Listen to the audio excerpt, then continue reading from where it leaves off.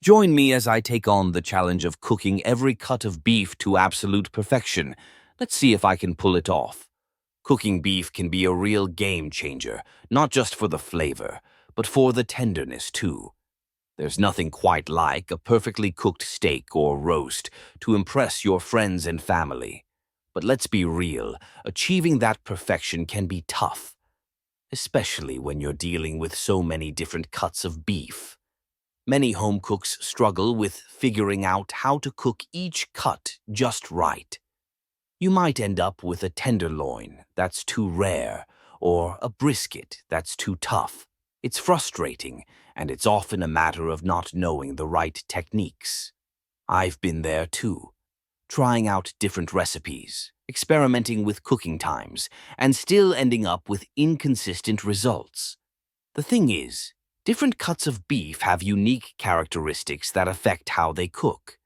For example, some cuts are naturally more tender, while others have more marbling, which can make them more flavorful, but also more challenging to cook. Understanding these characteristics is key to cooking beef to perfection. Some cuts, like ribeye and sirloin, are best cooked using high-heat methods like grilling or pan-searing.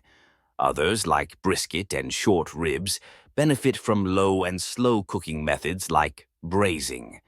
And then there are cuts like tenderloin, which can be cooked to a perfect medium rare with a simple oven roast. There are some beef cuts that often fly under the radar, but with the right technique, they can be absolutely delicious. One of my favorites is the flank steak. It's lean, flavorful, and infallibly versatile. By marinating it in a mixture of olive oil, soy sauce, and herbs. Then grilling it to perfection, you can turn this humble cut into a show-stopping dish. Another underappreciated cut is the tri-tip. It's essentially a triangular cut of beef from the bottom sirloin. By seasoning it with a blend of spices, then searing it in a hot pan, you can achieve a crispy crust on the outside and a tender, juicy interior. The key to cooking these lesser-known cuts is to not be afraid to experiment and try new things. Whether it's a different marinade, a new cooking method, or simply a fresh perspective, there's always room to innovate and improve. To wrap things up, understanding beef cuts and cooking methods is crucial for achieving perfect results. It's not just about following a recipe. It's about knowing how to bring out the best in each cut of beef.